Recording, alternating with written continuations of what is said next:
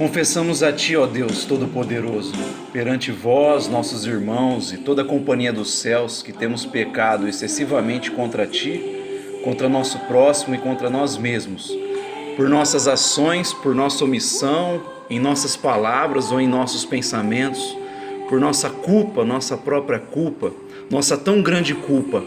Rogamos-te, ó Deus, que nos conceda verdadeiro arrependimento e por amor do Teu Filho, nosso Senhor Jesus Cristo, perdoa-nos os pecados e dá-nos a graça de Te servirmos com alegria, para a honra e glória do Teu santo nome. Amém.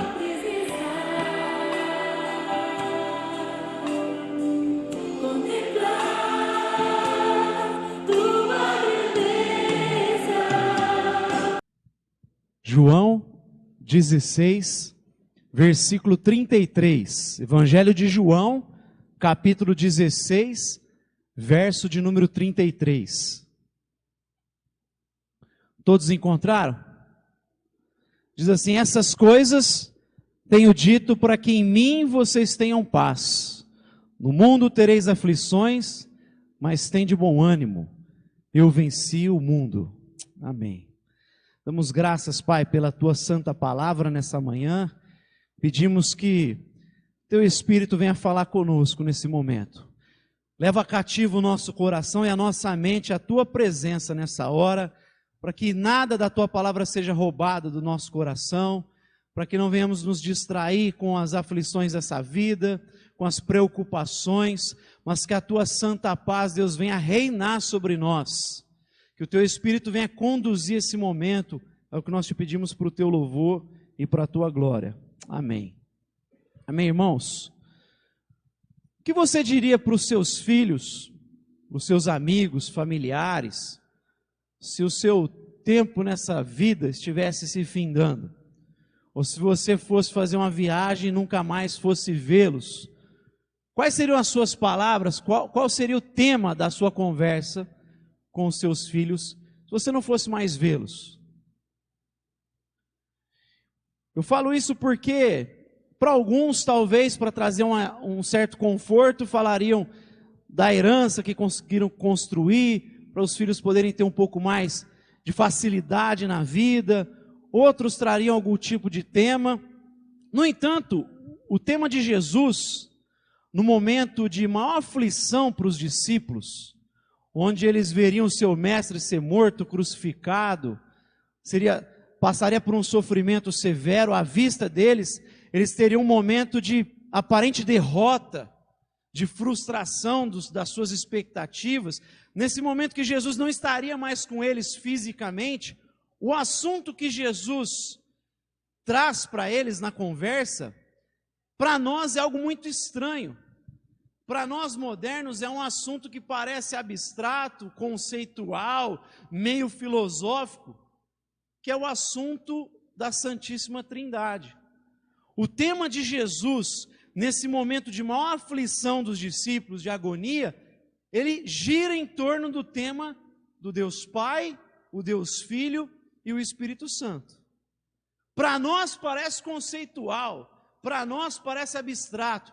Para Jesus é o que vai dar suporte para os discípulos passarem pelo sofrimento. Para nós parece filosófico. Para Jesus é o que vai fazer os discípulos ficarem firmes no momento de aflição. E esse tema, ele vai sendo trabalhado já há pelo menos 2 capítulos anteriores. A gente abriu aqui o versículo 33. Essas coisas tenho dito para que em mim vocês tenham paz. O que são essas coisas? Olha, tudo aquilo que ele vem falando, pelo menos desde o capítulo 14. Quando ele começa dirigindo aos discípulos: não perturbe o vosso coração. Crede em Deus, crê em mim. Na casa do meu Pai há muitas moradas. Na casa do meu Pai há acolhimento para todos vocês. Na casa do meu Pai tem lugar para todo mundo. Jesus, para trazer paz para o coração dos discípulos, está dizendo: olha, vocês serão bem-vindos na casa do meu Pai. Tem espaço para todo filho de Deus. Vocês são acolhidos. Não perturbe o coração de vocês, porque eu vou preparar um lugar para que quando eu voltar, vocês vão estar aonde eu estiver. É a promessa, vocês estarão comigo. Acolhimento. Ele diz ainda no capítulo 14, eu mostrei o Pai para vocês. Porque quem me vê, vê o Pai. Eu vim mostrar precisamente quem Deus Pai é. Eu vim revelar Deus para vocês. Até então vocês têm uma visão meio nebulosa sobre quem é Deus. Mas agora eu vim mostrar a exata expressão do ser de Deus para vocês. Por isso não faz sentido você, Felipe, dizer, mostra-nos o Pai. Porque quem me vê, vê o Pai. Eu revelei o Pai para vocês. Inclusive autorizei vocês a agirem em meu nome. Vocês podem pedir tudo o que quiserem ao Pai em meu nome. Vocês estão autorizados para se dirigirem ao Pai em meu nome, porque em meu nome o caminho está aberto para vocês chamarem Ele de Pai. Não vos deixarei órfãos. Eu estou indo, mas vocês não vão ficar órfãos. Eu enviarei o Consolador, o Encorajador, o Paracletos, o advogado próximo que pleiteia a nossa causa. Então o capítulo 14 ele começa falando, olha, não perturbe o coração de vocês, vocês têm acolhimento. Vocês vão estar aonde eu estiver. Vocês não estão órfãos. Aí ele entra no 15 e fala, eu sou a videira, o meu pai é o agricultor, e o verdadeiro cristão vai dar fruto que permanece para todo sempre. Eu não tenho mais chamado vocês de servos, porque o servo não conhece a vontade do Senhor. Eu tenho chamado vocês de amigos, porque eu revelei tudo para vocês. Em Cristo nós somos amigos de Deus. E mais uma vez ele diz, enviarei o Consolador. Eu vou, mas eu vou enviar o Consolador. E no capítulo 16 ele dá ênfase maior ainda ao Espírito Santo. É preciso que eu vá, porque se eu não for, vocês não vão receber o Consolador. Vocês não terão Deus com vocês. E aqui, meus irmãos, é uma experiência muito mais sublime e profunda, intensa, do que ter a própria presença física de Jesus, ele está dizendo. Melhor do que ter a presença física naquele contexto, é ter o próprio Deus dentro de nós, nos capacitando, nos fortalecendo, trabalhando o nosso ser para que um dia a gente seja como Ele é. Ele está falando de um estado mais glorioso ainda. O Emanuel é o Deus conosco, mas quando Ele vai, Ele envia o Espírito para estar dentro de nós, trabalhando o nosso ser. Então essas coisas tenho dito a vocês, eu vou enviar o Consolador, Ele ensinará tudo para vocês. Ele os conduzirá a toda a verdade, Ele vai lembrar vocês de cada palavra que eu falei. E aí Ele vai concluindo dizendo, o próprio Deus os ama. Vocês não estão mais debaixo da ira de Deus.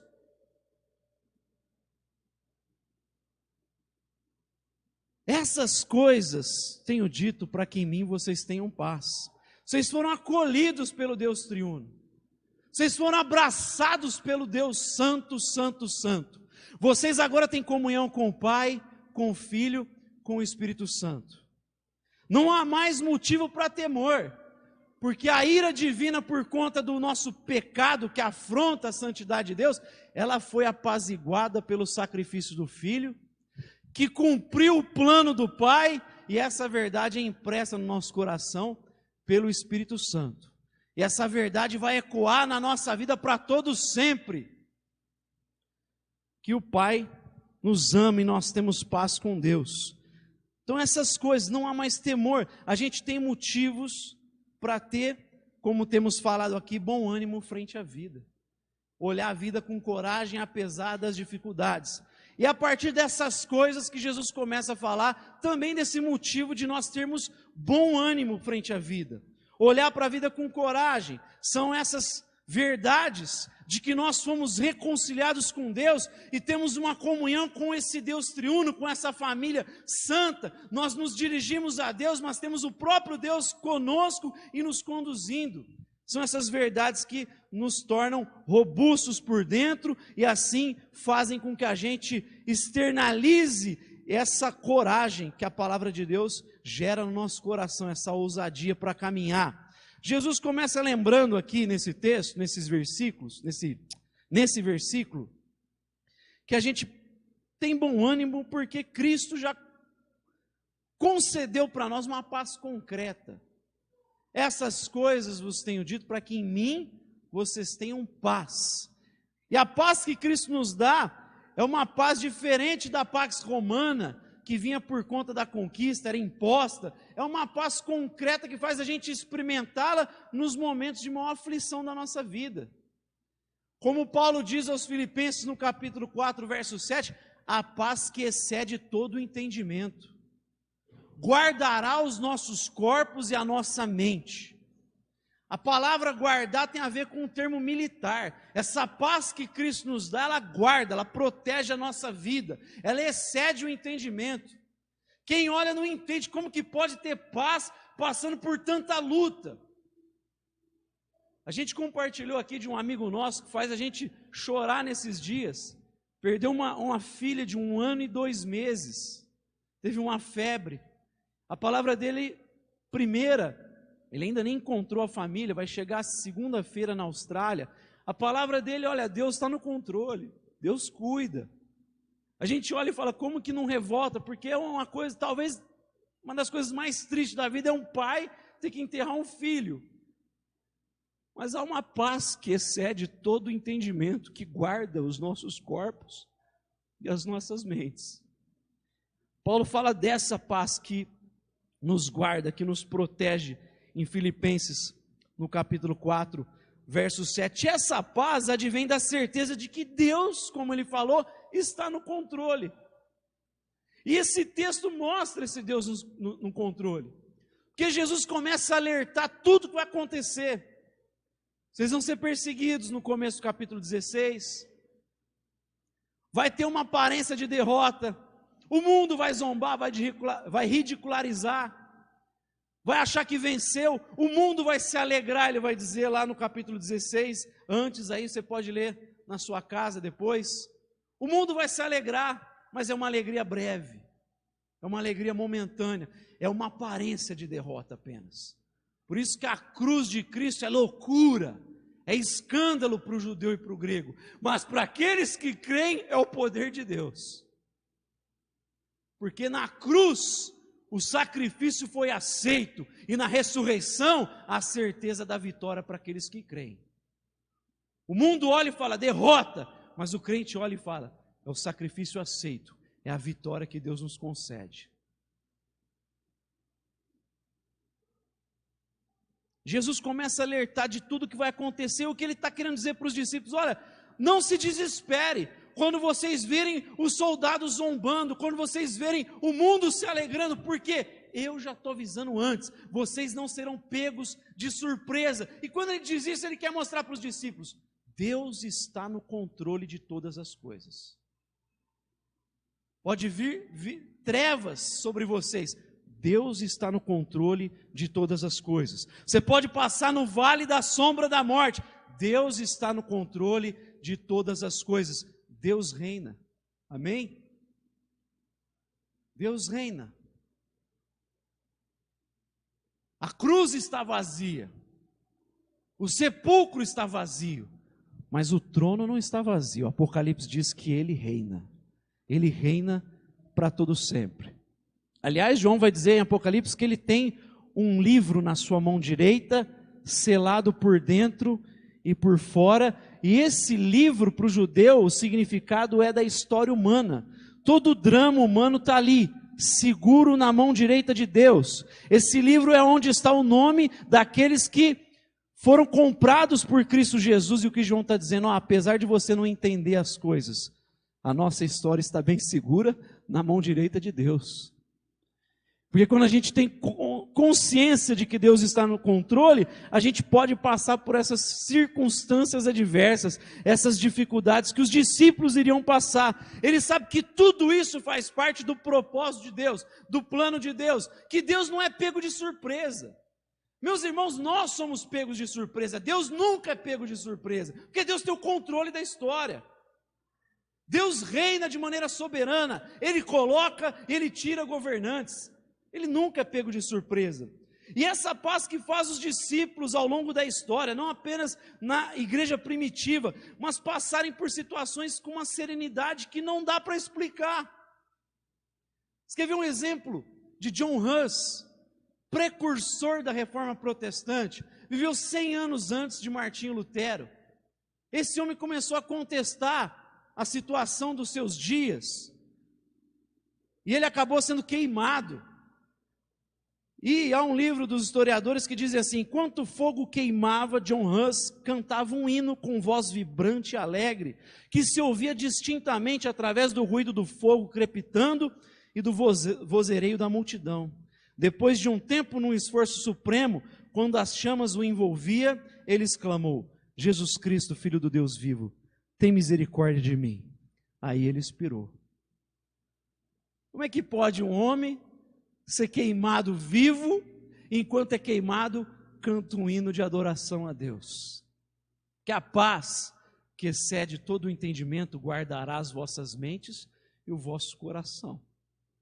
Jesus diz: essas coisas tenho dito, para que em mim vocês tenham paz.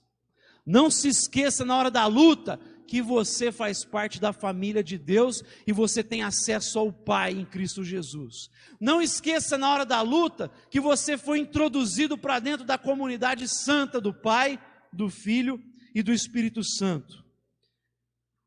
A gente tem bom ânimo porque Cristo nos alerta da realidade da vida. E a realidade da vida aqui é uma realidade que implica em muito sofrimento, em muita tribulação. Jesus aqui está falando das dificuldades, da perseguição, do sofrimento, da aparência de derrota momentânea, da alegria do mundo, da zombaria, porque Jesus, diferente de muitos de nós nesses dias, não prepara os seus para um mundo ideal, Ele prepara os seus para um mundo real. Está cheio de gente frustrando as crianças hoje, porque estão querendo prepará-las para um mundo que não existe, para o mundo ideal, mas o mundo real implica em injustiça, implica em gente te caluniando, implica em gente que vai falar mal de você nas costas, implica em gente que vai te trair, implica em maldade. O mundo que a gente vive é um mundo caído, o ser humano é totalmente depravado. Se existe bondade no mundo é porque a graça de Deus ainda está sustentando todas as coisas. Mas o texto sagrado diz que vai chegar um momento que Deus vai tirar o pé do freio e entregar os homens às suas próprias paixões, porque não existe pior juízo do que esse, sermos entregues para nós mesmos. Esse é o juízo de Deus em Romanos 1. Por causa da sua injustiça, da sua idolatria, Deus os entregou às suas próprias concupiscências carnais. É como se Deus tirasse o pé do freio. Você quer ser rebelde? Você quer viver a própria vida? Quer ser senhor de si mesmo? Quer ser autônomo? Então tá bom. Por isso que C.S. Lewis vai dizer que só existem dois tipos de pessoas: aqueles que dizem para Deus, seja feita a tua vontade, e aqueles que Deus diz para eles, seja feita conforme a tua vontade. Alguns dizem, seja feita a tua vontade na minha vida, mas para alguns Deus vai dizer, seja feita a tua vontade. Segue a inclinação do teu coração carnal, perverso. E a Bíblia diz, esse é o juízo de Deus. O mundo é pecaminoso. A queda afetou todas as coisas. Não há um justo sequer, Paulo fala em Romanos, todos pecaram e carecem da glória de Deus. Todo mundo carece da graça de Deus, por isso que a salvação é pela graça, mediante a fé. Paulo diz, isso não vem de vocês, é dom, presente de Deus. E o mundo é esse, irmãos. Alguns pensadores ao longo da história acharam que o mundo era bom. Jacques Rousseau, precursor da Revolução Francesa, foi um dos teóricos mais lidos por aqueles caras. Ele dizia assim, o homem nasce bom, mas em todos os lugares ele está acorrentado. Só que essa visão é errada, porque a humanidade é ruim. Olha para a história humana, ela está sempre marcada por guerra. O ser humano é ruim. Não dá para a gente querer preparar os filhos para um mundo ideal. Vamos tentar mudar as coisas, não ter mais nada de problema, não ter bullying, não ter sofrimento, não ter maldade, porque vai ter. Eu não estou dizendo com isso que a gente não tem que tentar melhorar, sinalizar o reino de Deus, mas a gente tem que tomar cuidado para não iludir as crianças, porque quando elas chegarem lá naquele mundo real, elas vão sofrer porque não estão preparadas para lidar com o sofrimento. O verdadeiro pai e mestre ensina e prepara os seus para o sofrimento. Como eu já repeti aqui, não é preparar a estrada para a criança, é preparar a criança para a estrada. Então a pedagogia de hoje quer preparar a estrada para a criança, ao invés de preparar a criança para trilhar a estrada. Eu não fico iludindo meu filho, vai ter bullying lá, você tem que saber lidar com isso aí. E você não pode permitir que essas coisas venham alterar quem você é. Quando você fica revoltado ou alegre se receber elogio, você está construindo a sua identidade no outro. Tem gente que constrói baseado nos seus instintos, né? A identidade está baseada no seu ego. Mas tem gente que está lá baseado naquilo que o outro fala, a alter-referência. O outro se torna referência para a gente construir a identidade. Mas a nossa identidade é construída na tel-referência. Tel é de onde vem teologia, Deus, Teos, Deus. A nossa referência é Deus para construir a identidade. E se eu tenho Deus como referência para construir a minha identidade, não estou nem aí para o que os homens falam, não estou nem aí para o que a sociedade fala, porque a minha identidade está em Deus. Assim como Daniel e os seus amigos chegaram na Babilônia, receberam novos nomes. Alguns lá, servo do Deus Altíssimo, eles colocam servo de outro Deus lá da Babilônia. Começa a mudar os nomes. Mas por que aquilo não alterou? Porque a identidade deles estava em Deus. Então a gente prepara as crianças para a estrada. E a estrada tem sofrimento, a estrada tem injustiça, a estrada tem traição. E Deus te falar, é bom que passe pelo sofrimento, porque o sofrimento amadurece.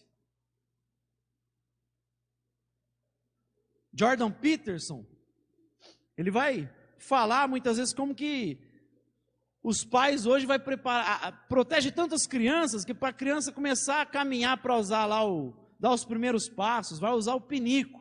Ela está com caneleira, joelheira, capacete, porque a gente quer evitar que ela sofra, que ela machuque. Não, coitado, tem que preparar para o sofrimento. Ela pôs o dedo na tomada, você fala para não pôr. Tem pai que fala, vou deixar, porque aí ela aprende. Tomou um choque, tá vendo? Nunca mais põe o dedo na tomada.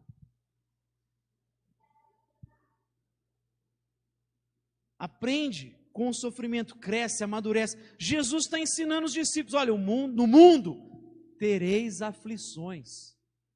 Não pensa que, porque vocês estão comigo, que não vai ter luta. Pelo contrário, talvez vai ter mais luta ainda.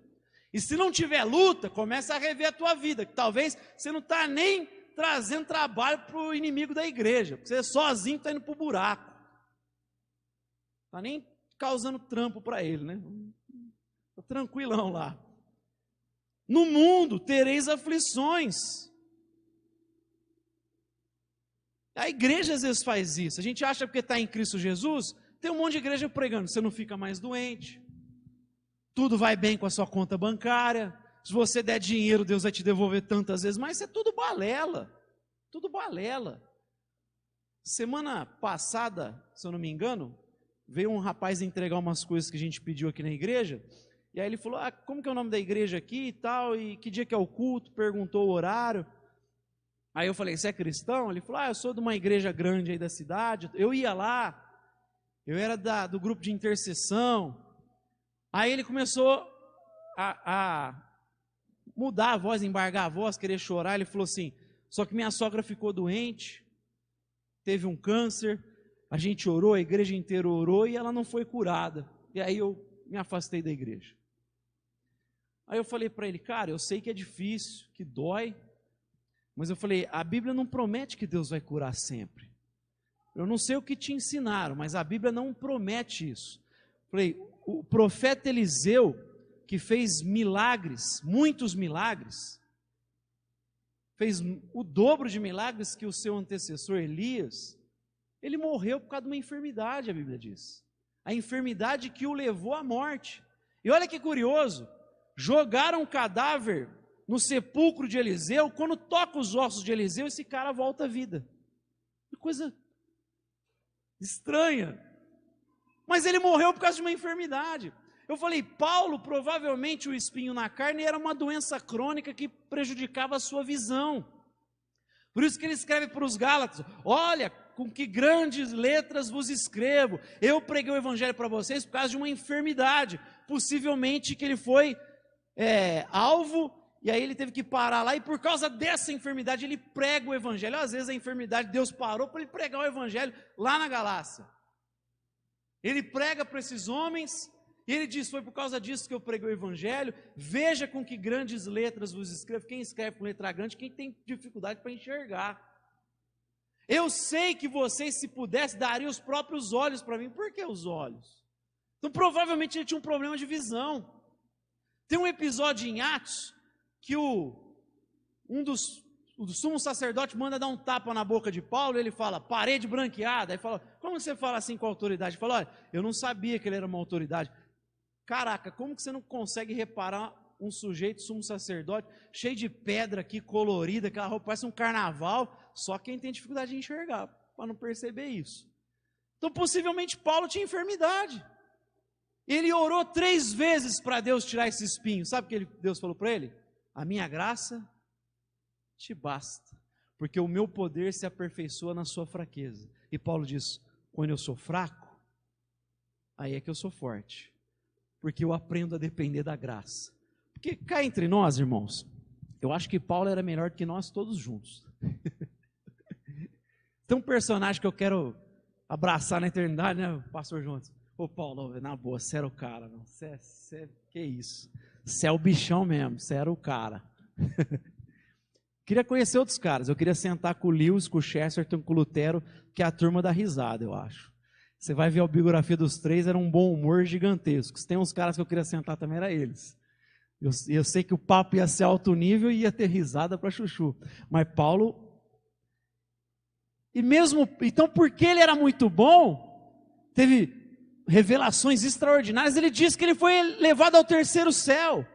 Primeiro céu das aves, o segundo das estrelas, dos astros para os judeus, e o terceiro a presença de Deus. Uma figura de linguagem, e Paulo fala, eu fui levado à presença de Deus. A gente vê João falando isso em Apocalipse. Paulo teve uma experiência similar.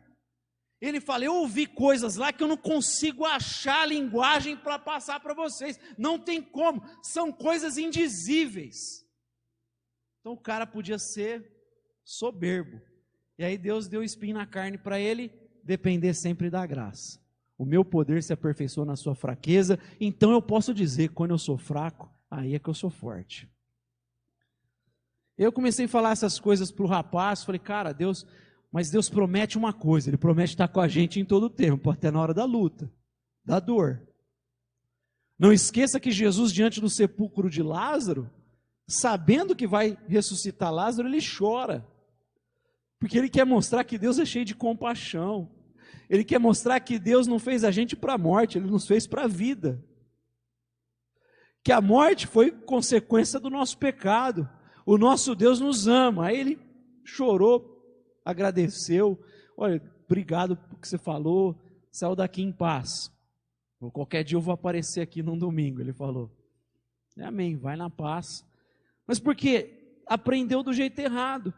Aprendeu que a estrada é diferente. Não é.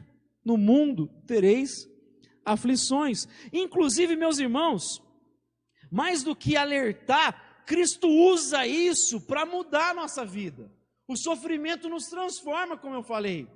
O versículo de número 20, ele fala, a tristeza de vocês se converterá em alegria.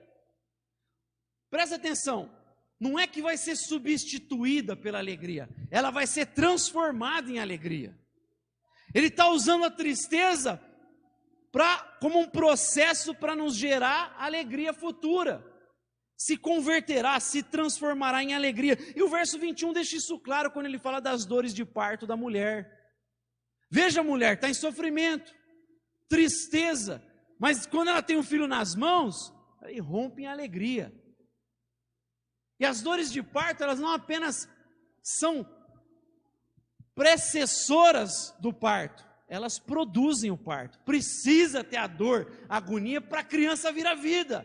Então é um processo. O profeta Isaías diz no capítulo 53 que o castigo que estava sobre Cristo nos trouxe paz. O castigo que estava sobre ele nos trouxe paz. A agonia que estava sobre Cristo estava se convertendo para nós em paz, em reconciliação. Mais ainda, Paulo vai dizer em 2 Coríntios 4,17: pois os nossos sofrimentos leves e momentâneos estão produzindo para nós uma glória eterna que pesa muito mais do que todos eles. Está trabalhando para nos transformar, para nos mudar. Ele vai converter tudo isso em alegria. O choro pode durar uma noite, mas a alegria virá pela manhã. Aquele que sai semeando, chorando, voltará com os feixes rompendo em alegria. No processo a gente aprende e esse processo nos transforma. Amém? Terceiro e último, bom ânimo. Bom ânimo, porque a vitória é garantida. No mundo tereis aflições, mas tende bom ânimo, eu venci o mundo. O apóstolo João gosta dessa expressão, vitória. Aqui ele escreve, eu venci o mundo. Na sua primeira carta, capítulo 5, versículo 4, 5, ele diz, quem é que vence o mundo? É aquele que crê que Jesus Cristo é o Filho de Deus. Aquele que crê que Jesus Cristo é o Filho de Deus, esse vence o mundo. É a nossa fé em Cristo Jesus que nos faz vencer o mundo. Porque Ele venceu, nós temos garantia de vitória. Porque como nós estamos nele, então a gente já ganhou. Não tem disputa, você já ganhou, por quê? Porque você está unido a Ele. Lembra do que eu falei no início, essas coisas, que coisas? Você foi introduzido para dentro da Trindade, e a Trindade vence. A Trindade, fala para o teu irmão, a Trindade vence. E você está na Trindade. Você foi introduzido para a comunhão da Trindade com o Pai. João vai dizer que pregou o Evangelho, anunciou para que a gente tenha comunhão com o Pai, com o Filho e com o Espírito.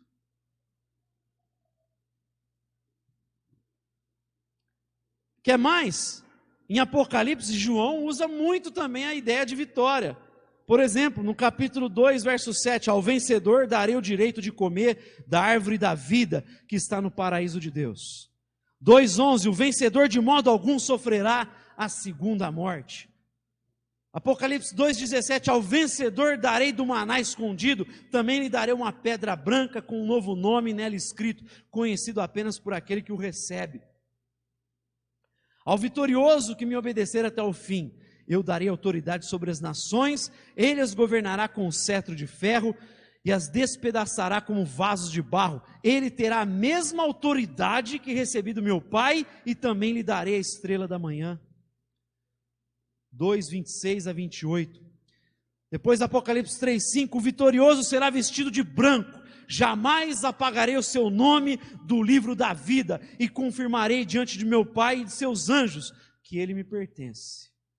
3:12, farei do vencedor uma coluna no santuário do meu Deus, e dali ele jamais sairá. Escreverei nele o nome do meu Deus, e o nome da cidade do meu Deus, a nova Jerusalém que desce do céu da parte de Deus, e também escreverei nele o meu novo nome. Apocalipse 3:12. E por fim, Apocalipse 3:21, ao vencedor darei o direito de sentar-se comigo em meu trono, assim como eu também venci e sentei-me com meu Pai em seu trono. Jesus está dizendo, tem de bom ânimo, porque você tem vitória garantida. Quem está em Cristo já recebeu vitória. É só continuar se apegando à graça de Deus, como eu falo aqui constantemente, porque essa é a boa notícia. As religiões dizem, faça algo para você receber o favor de Deus. A nossa pergunta é sempre a mesma daqueles na pregação de Pedro, aqueles que se encontravam com Jesus, dos religiosos. Mestre, o que eu tenho que fazer para herdar a vida eterna? A Escritura diz, nada.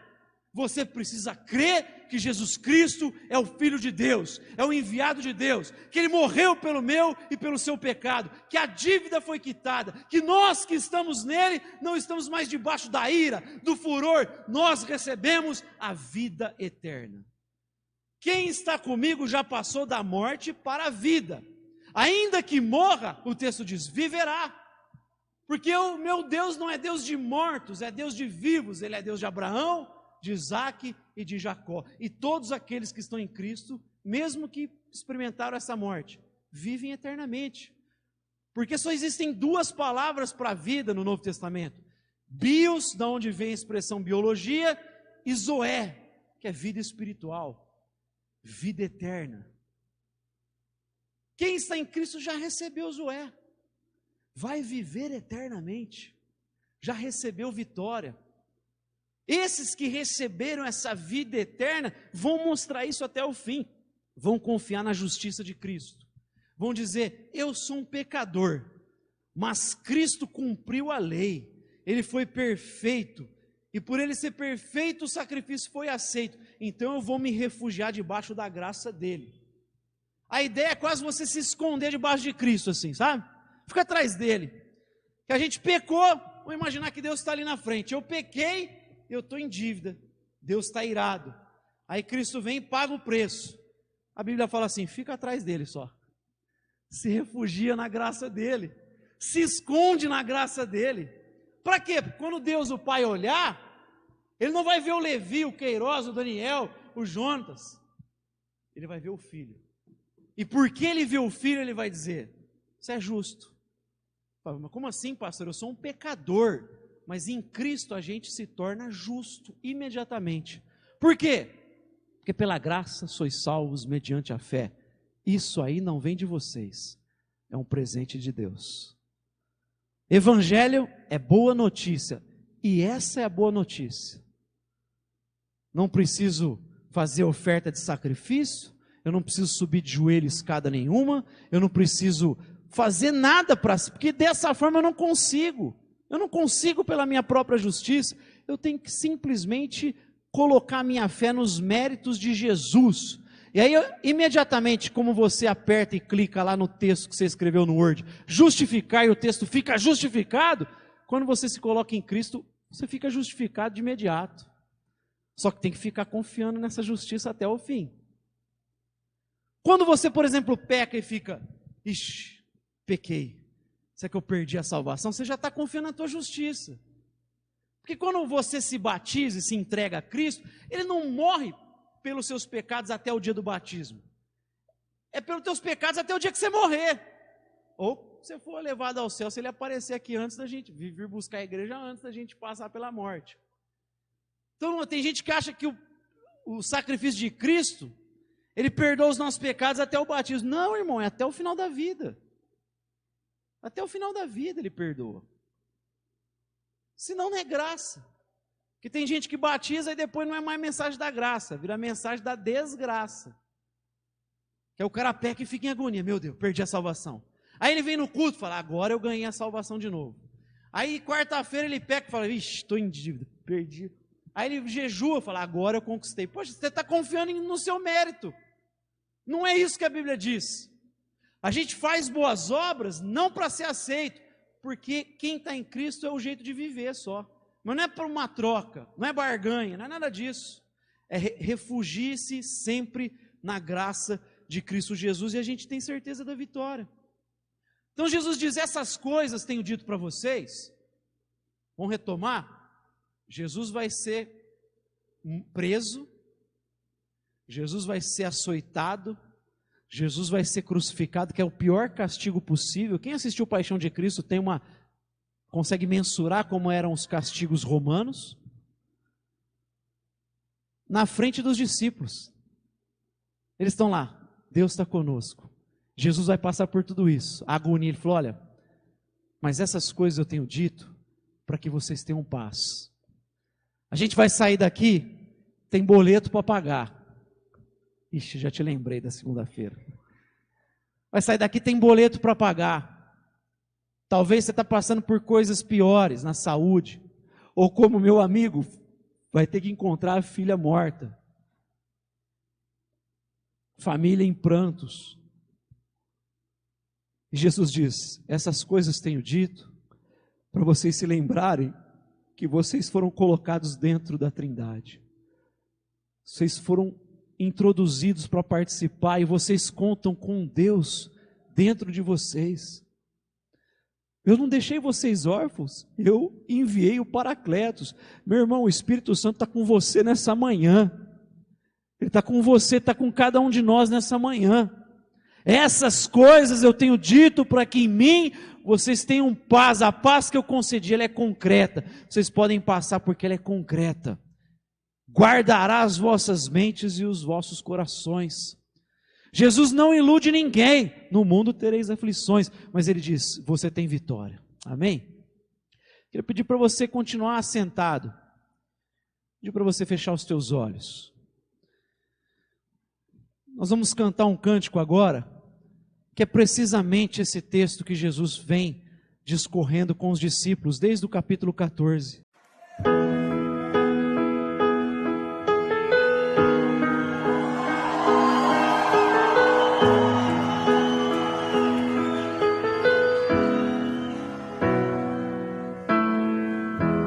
Não se turbe o vosso coração, crede em Deus e também em mim. Na casa de meu pai há muitas moradas. Se não fosse assim, eu não teria dito: vou preparar-vos um lugar. Eu virei e vos levarei. Vós conheceis o caminho para onde eu vou. Eu sou o caminho, a verdade, a vida. Ninguém vem ao Pai a não ser por mim. Em verdade eu vos digo, porque eu vou para o Pai. Mas obras maiores